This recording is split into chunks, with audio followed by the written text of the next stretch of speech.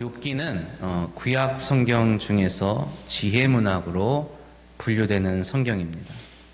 지혜문학으로 분류되는 성경 중에 특히 잠언, 욥기, 전도서와 같은 성경은 그 내용으로 볼 때 다른 구약 성경들이 말하는 것과 조금 다른 것을 말하는 것처럼 보여집니다. 성경은 하나님의 구속사에 관한 기록이라 할 수 있죠. 구속사라는 것은 하나님이 이 세상을 구원하시기 위하여 먼저 당신의 백성을 부르시고 그들과 특별한 관계를 맺으시며 그들을 특별한 방식으로 대하신다고 말을 합니다. 이스라엘과 하나님은 특별한 관계를 맺는데 이것은 먼저 언약 그리고 또 후에 모세를 통하여 주신 율법을 통해서 명확하게 알 수가 있습니다. 선지자들은 이스라엘의 하나님 여호와만을 온전히 섬기며 예배해야 한다고 말을 합니다. 그 어떤 다른 신을 예배하는 자는 정죄받을 것이라고 말합니다. 제사장은 그들에게 주어진 언약을 지킴으로써 하나님의 거룩함을 자신들 가운데 지켜나가는 일을 맡습니다. 그러나 지혜 문학은 이러한 여호와 하나님을 신앙하는 것 외에 보편적이고 일반적인 것들에 더 신경을 많이 쓰는 모습입니다. 일상의 삶 가운데 일어나는 문제들을 많이 말하고 있는데 그것들을 해결하는 데 사용하는 것들이 어떤 이스라엘만의 독특한 어떤 신앙이 아니라 당시 고대 근동 사회에서 일반적으로 일컬어지던 흔히 말하는 지혜로운 사람들의 가르침을 따라야 한다고 말을 하지요.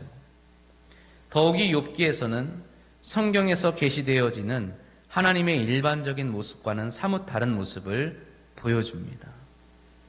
이는 욥기가 다루는 주제가 신앙 가운데 고백되어지는 하나님과는 다른 하나님을 바라보고 있다는 것을 의미합니다. 우리는 하나님을 어떻게 고백합니까? 구약에서 하나님은 어떠한 하나님으로 고백되어집니까? 창세기에서 고백되어지는 하나님은 온 피조 세계를 창조하신 전능하신 창조주 하나님으로 고백되어지지요. 그 고백 안에서 우리는 스스로를 하나님께서 지으신 자라고 하나님께 지음받은 존재라고 고백할 수 있는 것입니다. 온 세계 만물을 당신의 뜻대로 또 말씀으로 창조하시는 하나님이 창세기에 계시되는 것입니다. 그리고 죄 가운데 빠진 당신의 피조물인 인류에게 기꺼이 용서를 베푸시고 다시금 그 창조의 선함으로 회복시키시기 위하여 택한 사람들을 부르시는 구속의 은혜를 베푸시는 분으로 계시됩니다. 바로 이 구속사, 죄 가운데 빠진 자들을 구원하시고 다시금 창조의 선함으로 회복하시고자 하는 그의 섭리에 초대받고 살아가는 사람들이 바로 누구입니까? 하나님의 백성들입니다. 하나님의 사람들이죠. 그리고 오늘날에는 성도라, 그리스도인이라 부르심을 입은 자들입니다. 하나님의 백성과 하나님과의 관계는 이 특별한 관계로 맺어지게 되는데 이것을 성경에서는 의로운 관계라 말하기도 합니다. 의라는 단어를 통해서 하나님과 당신의 백성과의 관계를 표현하고는 하지요. 이 의라는 말은 다른 말로는 신실하다는 말로 표현할 수도 있습니다. 신실하다라는 말은 무엇을 의미하는 걸까요? 신실하다. 아주 쉽게 풀어서 설명하면 약속을 잘 지킨다는 것을 의미하죠.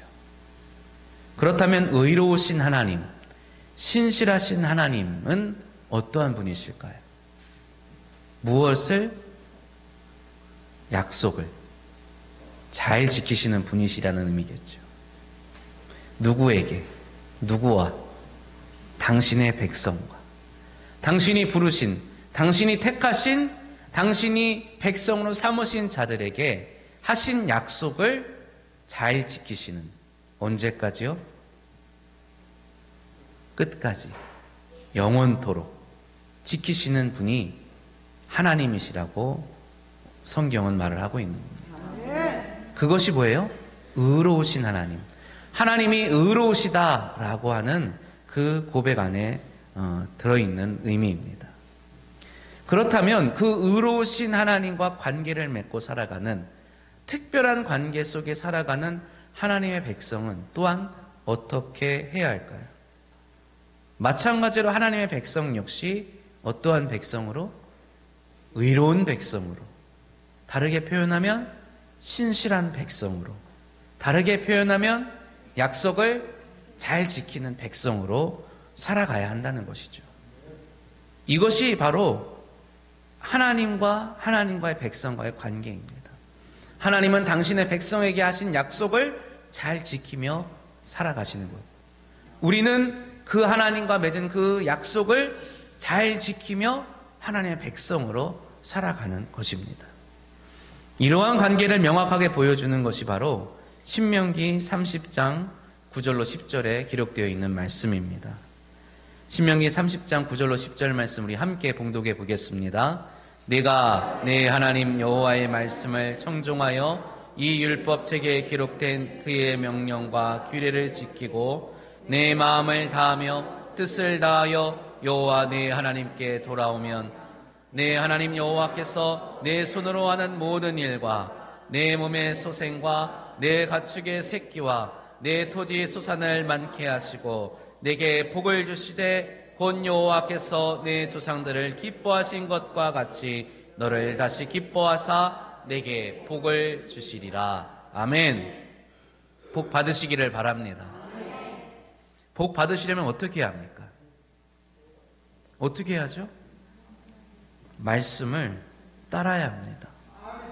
뜻을 다하고 마음을 다하고 힘을 다하여 이 말씀을 따라야 하는 것이죠.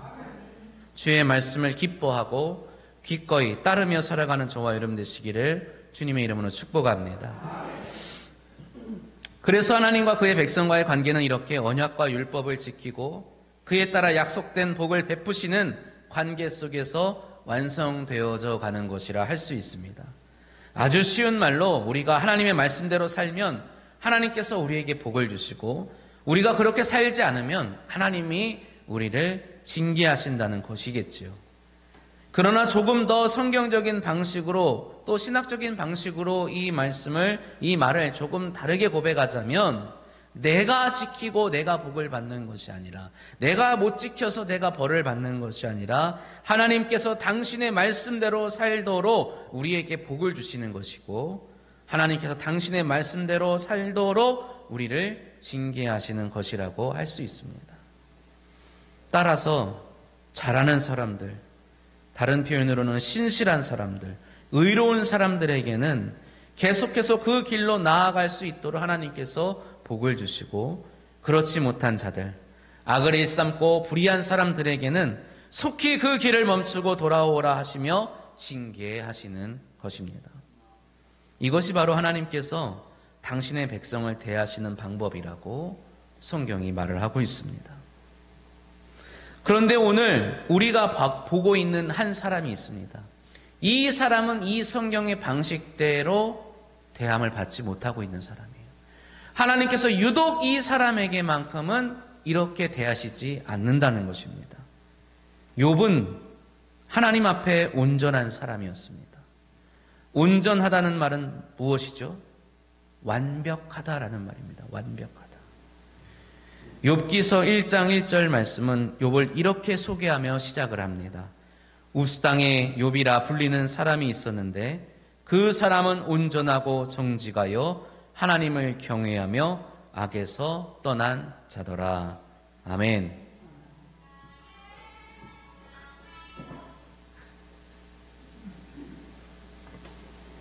우리 권사님 굉장히 신실하신 분이에요.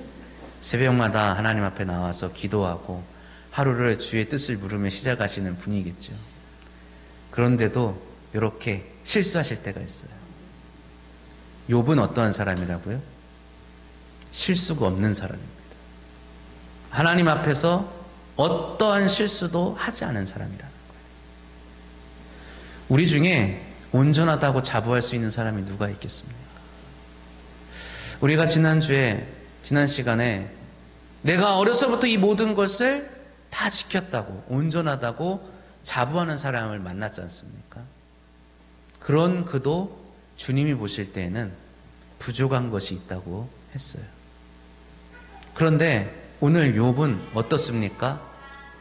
자신이 온전하다고 주장하는 것이 아니라 심지어 하나님께서 그를 어떻게 보셨는지 성경이 이렇게 말하고 있죠. 하나님이 땅을 두루 돌아다니며 왔다는 사탄에게 욥이라는 사람을 소개하면서 이렇게 말씀하십니다. 욥기서 1장 8절 말씀에 여호와께서 사탄에게 이르시되 네가 내 종 욥을 추위하여 보았느냐? 그와 같이 온전하고 정직하여 하나님을 경외하며 악에서 떠난 자는 세상에 없느니라. 누가 말씀하셨다고요? 하나님이 말씀하셨다고요. 하나님이 보실 때 네가 잘 지켰으나 내가 보기에는 부족한 것이 있도다 라고 말할 법한 그 하나님께서 뭐라고요? 그가 온전하다 이렇게 말씀하시죠. 욥은 하나님을 경외하는 사람이었습니다. 악에서 완전히 떠난 사람이었어요. 정직한 삶을 살았습니다. 하나님께서 그를 온전하다고 인정하실 만큼 그는 모든 것에서 신실한 사람이었음을 우리는 볼 수 있습니다. 그렇게 하나님은 그에게 복을 주셔서 열 자녀와 헤아릴 수 없는 부를 주셨지요. 동방에서 그보다 더 큰 사람이 없다고 성경이 말을 하고 있습니다. 욥과 하나님과의 관계는 언약 백성이 가질 수 있는 최상 그리고 최고의 모범이라고 할 수 있을 것입니다.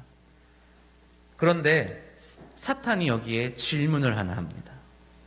이 질문이 욥의 고통의 시작이었습니다. 욥기서 1장 9절로 10절 말씀 우리 함께 한번 읽어볼까요? 사탄이 여호와께 대답하여 이르되 욥이 어찌 까닭없이 하나님을 경외하리이까? 주께서 그와 그의 집과 그의 모든 소유물을 울타리로 두르심 때문이 아니니까? 주께서 그의 손으로 하는 바를 복되게 하사. 아멘. 사탄이 무엇을 말합니까? 욥이 이렇게 신실한 이유는 까닭이 있어서라는 말입니다. 그 까닭이라는 것이 하나님의 뜻에 순종하는 것이나 하나님을 신앙하는 것이 아니라 하나님이 주신 그의 집과 소유물 때문이라고 사탄이 말하죠. 다시 말해서 하나님은 당신의 말씀에 순종하는 이에게 복을 주시는 분이시지만 정작 그렇게 하나님은 신실하게 당신의 백성을 욥을 그렇게 대하시지만 하나님의 백성은 욥은 하나님께 순종하는 것보다 무엇을 더 마음에 두고 있다고요? 하나님이 주시는 복과 재물에 그것에 마음을 쏟아서 하나님을 따르는 것뿐이라고 사탄이 말하는 거예요. 하나님은 내 율법과 내 규례를 기뻐하며 따르는 자에게 기쁜 마음으로 그에게 복을 주시고 상급을 주시는 분이신데 정작 하나님의 백성은 어떻다고요?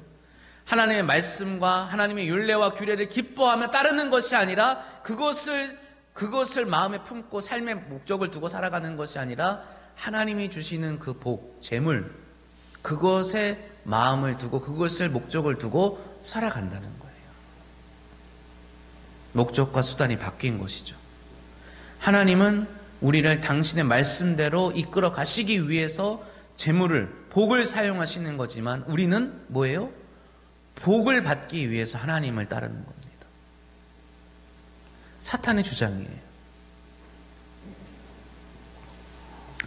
그래서 사탄은 욥이 가진 모든 소유물을 없애버리면 그가 분명 어떻게 할 것이다? 하나님을 욕할 것이다 라고 말을 합니다. 만약에 하나님을 정말로 하나님만을 경외하며 하나님의 말씀을 기뻐하며 살아가는 사람이라고 한다면 하나님을 마음에 두고 살아가는 사람이라고 한다면 그 모든 것이 없어도 하나님을 따르지 않겠습니까? 사탄이 말을 하는 거예요. 그렇게 욥은 하나님과 사탄이 합의한 그 시험대에 오르게 됩니다. 자녀를 하루아침에 잃어버리죠. 모든 소유를 잃어버리고 온몸에 질병이 발병하게 됩니다. 그렇게 그는 고통 가운데 살아가게 되었습니다. 그럼에도 불구하고 욥은 하나님을 원망하지 않아요. 욥의 세 친구인 엘리바스와 빌닷과 소발이 그를 찾아옵니다. 그리고 욥의 잊지도 않는 허물을 언급하며 네가 죄를 지었으니 하나님께서 너를 벌하시는 것 아니냐 이렇게 말하죠. 친구들은 욥의 범죄한 모습을 본 적이 없을 겁니다. 그 어떤 것도 찾을 수 없었을 겁니다. 그러나 그들이 욥이 죄를 지었다고 확신하는 이유는 어디에 있어요? 하나님은 의로우신 하나님이시라는 확신 때문이었습니다. 하나님은 의로우신 하나님이시기에 결코 하나님의 뜻대로 살아가는 너를 이렇게 만드실 리가 없다라고 그들이 생각했기 때문입니다. 엘리바스가 이렇게 말을 합니다. 욥기 4장 7절로 9절 말씀에 보면 생각하여 보라 죄 없이 망한 자가 누구인가 정직한 자의 끊어짐이 어디 있는가 내가 보건대 악을 밭갈고 독을 뿌리는 자는 그대로 거두나니 다 하나님의 입 기운에 멸망하고 그의 콧김에 사라지느니라. 아멘. 우리도 이렇게 생각하지 않습니까? 하나님의 뜻대로 살아가는 자들은 형통하고 복을 받는 것이고 그렇지 않고 하나님의 말씀을 거역하는 자들에게 징계가 임하는데 가난해지고 질병을 얻고 고통을 당하고 슬픈 일이 생긴다고 말입니다. 그러나 욥은 단호하게 자신은 하나님 앞에 범죄하지 않았다고 말하지요. 우리 가운데 이렇게 말할 수 있는 사람이 몇 명이나 되겠습니까? 내가 하나님 앞에 그 어떤 죄도 짓지 않았습니다. 말할 수 있는 분 얼마나 되겠습니까? 욥은 하나님이 그의 행실을 보시고 인정하셨듯이 진정 범죄하지 않은 겁니다. 그럼에도 불구하고 친구들은 자신들의 주장을 굽히지 않지요. 빌닷은 어떻게까지 말합니까?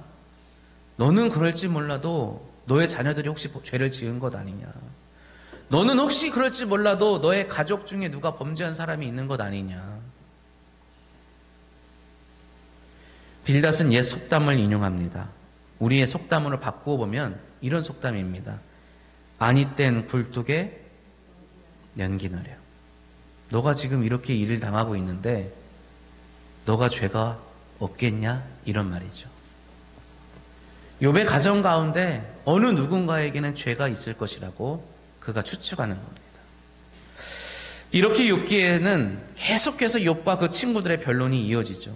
다시 말해서 너는 죄를 지었기에 벌을 받았다는 친구들의 주장과 나는 죄를 짓지 않았다라는 욥의 항변이 계속해서 이어지게 됩니다. 그리고 이 끝나지 않을 것 같은 논쟁은 하나님을 향한 욥의 항변으로 새로운 국면을 맞이하게 되죠. 무엇입니까? 친구들도 하나님은 의로우신 분인데 왜 이런 일이 일어났느냐에 대한 답을 찾지 못하고 욥 자신도 나는 죄를 짓지 않았는데 왜 하나님께 나를 이렇게 대하시는지 모르겠다고 답을 찾지 못하는 가운데 욥이 마지막으로 이런 질문을 던지는 것이죠. 뭡니까? 바로 하나님이 그렇다면 나를 의롭게 대하시지 않는 것 아닌가? 나는 하나님께 약속을 다 지킨 사람으로 살았는데 그렇다면 이 문제는 어디에 있는 거예요? 하나님이 나에게 그 약속을 지키셨다, 지키지 않으셨다? 지키지 않으셨다는 거예요. 내가 하나님의 말씀대로 살지 않았습니까? 내가 하나님의 뜻대로 살지 않았습니까? 내가 하나님만 예배하며 하나님께 경배하며 하나님만 경외하는 삶을 살지 않았습니까? 그러면 내가 하나님께 이렇게 했으면 하나님이 이러한 자에게 주시겠다고 하신 모든 일들을, 모든 것들을 나에게 어떻게 하셔야 되는 거예요? 해 주셔야 하는 거죠. 신실하시니까. 약속을 지키셔야 하는 것입니다. 그런데 어때요? 하나님이 그렇지 않으셨다는 거예요. 욥은 말합니다. 나는 하나님의 말씀대로 살았는데 왜 하나님께서 그 약속을 지키지 않으려 하십니까? 율법과 규례를 지키는 자에게 복을 주시고 형통케 하시겠다는 당신의 약속을 하나님이 지키시지 않으셨다고 욥은 항변하는 것이죠. 약속을 지키지 않는 하나님은 의로운 하나님이라고 할 수 없다고 욥은 말합니다. 성경을 읽는 우리에게 굉장히 무서운 말씀이죠. 하나님을 향하여 감히 의롭지 않다고 말하는 거예요. 그리고 재차 하나님께 촉구하죠. 뭐라고 합니까? 하나님, 나를 의롭게 대해 주십시오. 이 말은 어디서 많이 들어보지 않았습니까? 우리가 방금 전에도 하나님 앞에 회개의 기도, 참회의 기도 하지 않았습니까? 하나님께서 우리에게 늘 선하게 베풀어 주시고 우리를 은혜 베풀어 주시는데 우리는 지난 한 주간 하나님의 그 은혜와 그 하나님의 은총에 화답하며 의롭게 살지 못했습니다. 용서하여 주옵소서. 이제 우리가 돌이켜서 다시금 의롭게 행할 수 있도록 인도하여 주옵소서. 우리가 의롭게 살아갈 수 있도록 믿음 주옵소서 기도했지 않습니까? 불의한 자에게 의롭게 행하라고 하는 것은, 의롭게 해달라고 하는 것은 어느 편에 있는 거였어요? 항시 대부분 우리에게 해당되는 거였습니다. 불의한 자는 누구였습니까? 우리였지요. 의롭게 행해야 되는 사람은 누구였습니까? 저희였어요. 의로운 길로 돌아서야 하는 자는 바로 하나님이 아니시라 저희였단 말입니다. 근데 욥은 지금 자신은 불의하지 않았다고 말을 합니다. 자신은 의로운 자였으니 이제 누가 그렇게 못한 하나님이 의로운 길로 돌이켜야 한다고 하나님께 항변하는 것이죠. 굉장히 성경에서는 찾아보기 힘든 말씀입니다. 하나님 의롭게 행동하시기를 바랍니다. 공의로운 하나님으로 돌아오시기를 바랍니다. 내가 하나님과 시시비비를 가리고 싶습니다. 욥이 이렇게 말하고 있는 거예요. 서둘러 재판을 열어주셔서 하나님, 저와 누가 옳고 누가 그른지 한번 명명백백히 한번 밝혀보기를 바랍니다. 하나님께 지금 이렇게 하는 거예요. 살아가는데 우리에게 징계를 받는 것과 같은 일들이 일어나곤 합니다. 누가 보아도 벌 받는 것처럼 여겨지는 일들이 일어나죠. 그래서 사람들은 내가 벌을 받았다고 쉽게 생각합니다. 나조차도 내가 혹시 벌을 받은 거 아닌가 생각할 만큼 그 일은 정말 나에게 정말 어렵고 힘든 일입니다. 그러나 아무리 돌아보고 살펴보아도 내가 특별히 죄를 지어서 벌을 받은 것이 아닐 때가 있죠. 죄와 벌이라는 인과관계에서 벗어난 아무 이유 없는 고난과 고통이 나에게 찾아올 때가 있다는 것입니다. 나랑 가장 가까운 사람, 나를 잘 안다고 하는 사람들조차 아니 땡 굴뚝에 연기 나겠어? 라고 나에게 손가락질할 만큼 나는 비참하고도 성도로서 그리스도인으로서 어울리지 않는 이런 어려움과 고통을 당할 때가 있다는 것이죠. 그럴 때 우리는 질문할 수밖에 없죠. 하나님, 왜 나에게 이런 일들이 일어납니까? 하나님, 왜 나를 이렇게 대하십니까? 하나님, 이것은 공정한 것이 아닙니다. 이것은 의로우신 하나님의 행동이라고 볼 수 없습니다. 적어도 나를 이렇게 대하시는 이유가 있을 것 아닙니까? 이렇게 질문할 수밖에 없겠죠. 욥은 하나님께 항변합니다. 하나님, 나는 하나님과의 약속을 모두 지킨 사람입니다. 나는 의로운 자입니다. 그런데 하나님은 저와의 약속을 지키지 않으셨어요. 말씀대로 살아가고 경외하며 살아가는 저에게 복을 주시기는커녕 재앙과 화를 주셨습니다. 하나님은 불의하십니다. 하나님, 저를 제발 의롭게 대해 주십시오. 사랑하는 성도 여러분, 우리는 의인입니까? 우리는 의인입니까? 죄인일까요? 의인일까요? 죄인일까요? 우리는 죄인이겠죠. 우리는 욥만큼 의로울 수 없는 사람들입니다. 그러나 감사하게도 우리는 그저 죄인으로 머물러 있는 사람들이 아닙니다. 예수 그리스도 안에서 우리는 죄사함 받고 의롭다 여기심 받은 의인된 사람들임을 믿으시기 바랍니다. 의인은 그리스도인입니다.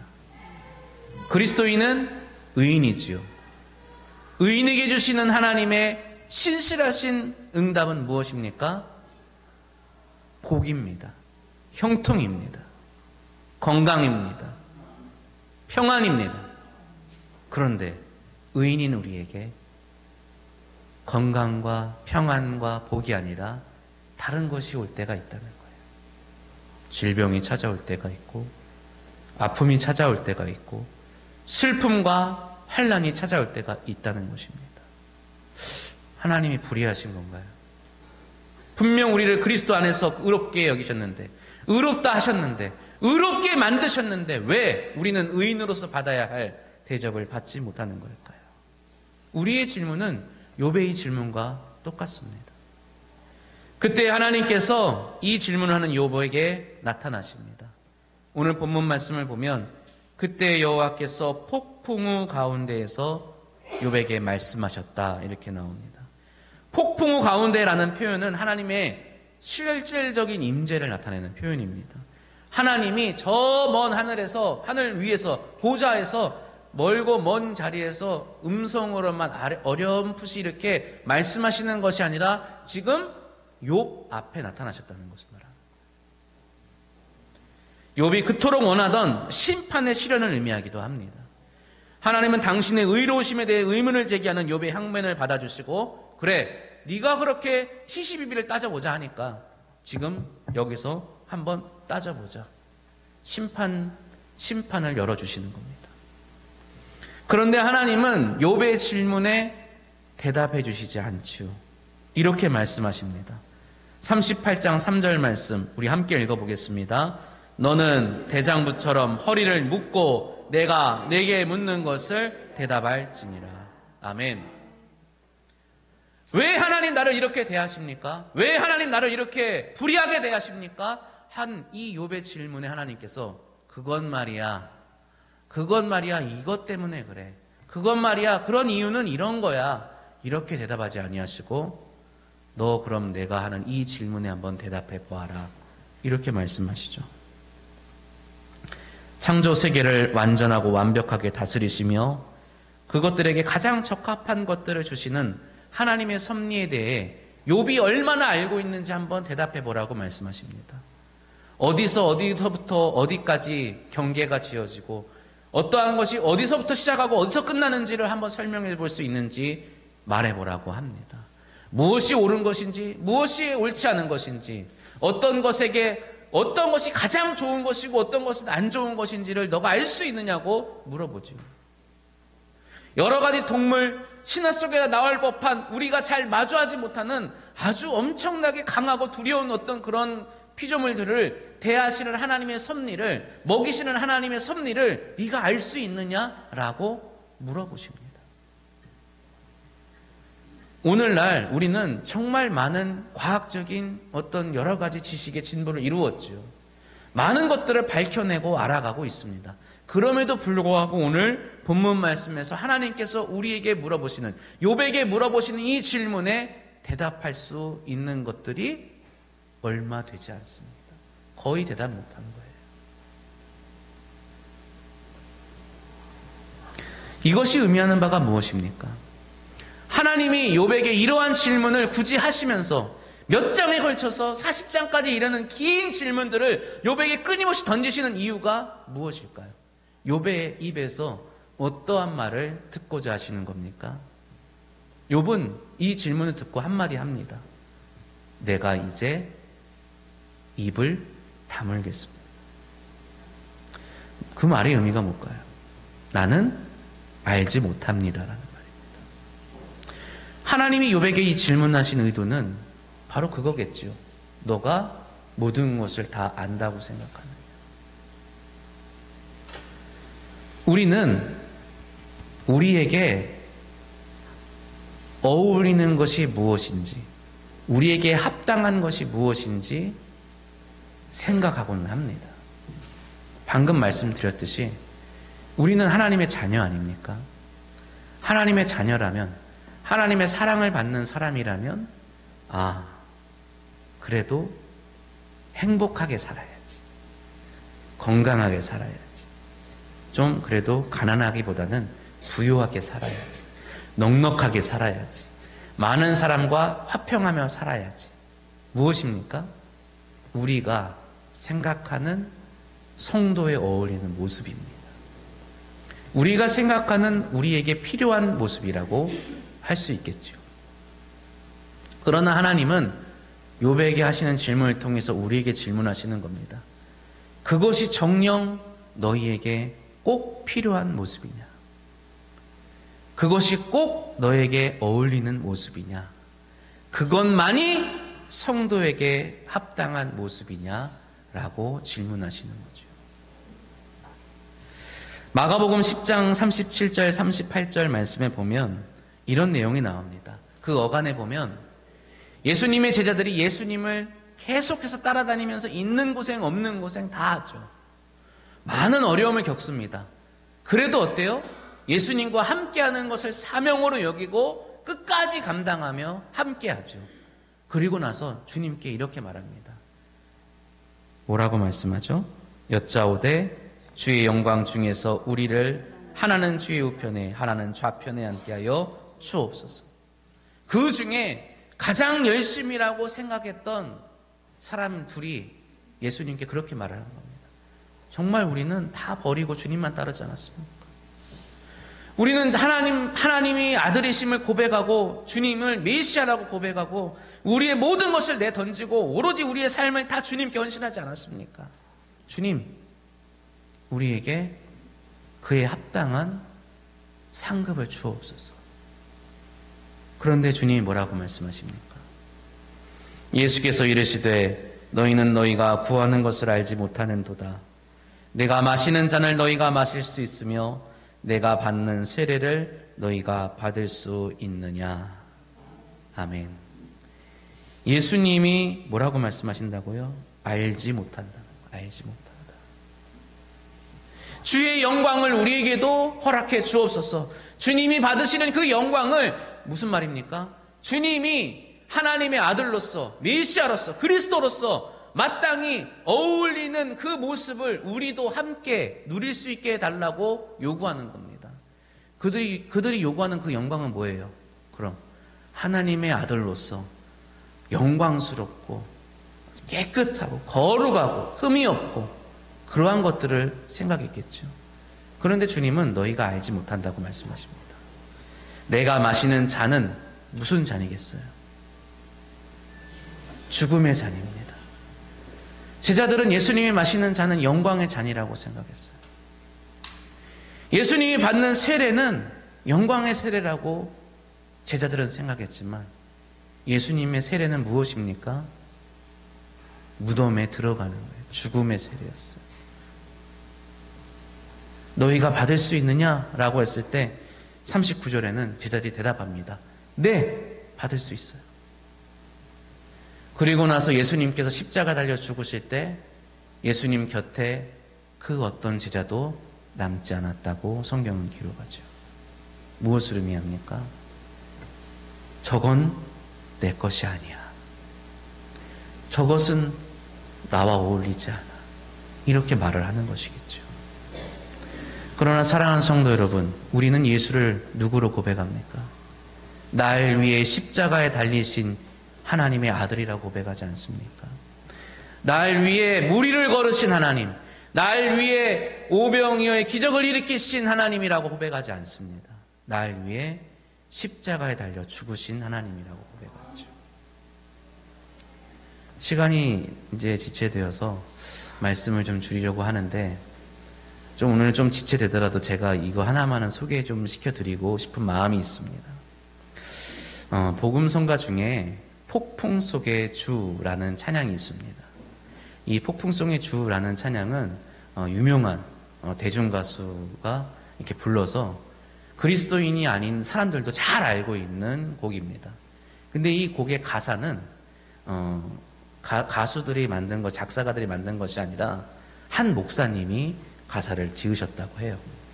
그 목사님은 서울에서 목회를 하시던 젊은 목사님이셨는데 뜨겁게 열정적으로 목회하시는 그 가운데 하루 어느 날 몸이 좀 불편해지더라는 겁니다. 나중에 병원 가서 보니까 구강암을 판정받게 돼요. 구강암을 판정받게 되고 그럼에도 불구하고 하나님께서 사명 있는 자에게 끝까지 감당케 하시라는 믿음을 가지고 열심히 기도하며 사역을 합니다. 병원에 가서 수술을 하고 치료를 받죠. 그런데 점점 몸이 쇠약해져 갑니다. 그 목사님을 위해서 얼마나 많은 사람들이 중보 기도했겠습니까? 그리고 그 목사님이 이런 인터뷰를 해요. 자신을 위해서 금요일이었던 것 같습니다. 자신을 위해서 중보 기도회로 모인다는 소식을 듣고 그 성도들에게 전하는 메시지를 이렇게 영상으로 남겨놨는데 그곳에서 이런 말씀을 하시더라고요. 나는 내가 목사로서 어떻게 살아가야 할지를 늘 고민했습니다. 목사로는 어떻게 살아가야 할지를 참 많이 고민했는데 지금은 더욱더 그렇습니다. 나의 몸이 쇠약해져 가고 그 어떤 소망도 없고 능력도 없는 가운데 내가 목사로 어떻게 해야 할지 저는 정말 고민이 됩니다. 그럼에도 불구하고 요즘 깨닫는 것은 예수님이 가장 예수님다우실 때는 무리를 걸으실 때가 아니라 많은 사람들을 배불리 먹이실 때가 아니라 십자가에 달려 죽으실 때였다는 것을 깨닫습니다. 그 말씀을 남기시고 그 목사님은 그 이튿날 소천하세요. 그리고 그분이 남긴 그 글을 가지고 찬양을 만든 것이 바로 폭풍 속의 주라는 찬양입니다. 제가 이 가사만 읽어드리고 오늘 마치도록 하겠습니다. 잔잔하던 내 바다 거센 바람 불어와 지친 나의 몸을 흔드네. 고요하던 내 마음은 쓸쓸한 밤 홀로 헤매이고 거센 파도 나를 덮쳐도 오직 주님만 바라봅니다. 나의 모든 걸 아시는 주님, 나의 모든 짐을 주께 맡깁니다. 이끄소서 만왕의 주, 날 붙드소서 전능하신 주여, 날 잡으소서 생명의 주여, 날 건지소서. 폭풍이 거치고 비추리라. 사랑하는 성도 여러분, 오늘 말씀은 우리에게 명확한 대답을 해주지 않아요. 우리의 삶이라는 것은 내가 예수 믿으니까, 내가 하나님 믿으니까 이렇게 되는 거지 라고 명확하게 답할 수 있는 그러한 삶이 아님을 우리는 잘 알고 있습니다. 그럼 우리는 어떻게 해야 할까요? 내가 지금 이런 고통을 당하고 있는데 나는 왜 이러는 걸까요? 내가 이런 아픔을 겪고 있는데 나는 왜 이러는 걸까요? 내가 성도가 아닙니까? 나는 지금 성도에 어울리지 않는 모습으로 살고 있는 겁니까? 그래서 벗어나야만 하고 내가 이것 때문에 부끄러워야만 해야 하는 겁니까? 하나님은 우리에게 그렇게 말씀하시지 않는 것 같습니다. 저도 이거에 대해서 명확하게 답을 드릴 수 없습니다. 저조차도 아직 답을 얻지 못한 일들을 겪고 있습니다. 그러나 우리에게 중요한 것은 우리는 부르심받은 자녀라는 사실입니다. 우리는 하나님의 성도라는 사실을 믿으시기를 바랍니다. 하나님은 이 폭풍 가운데서도 우리와 함께 하심을 믿으시기를 바랍니다.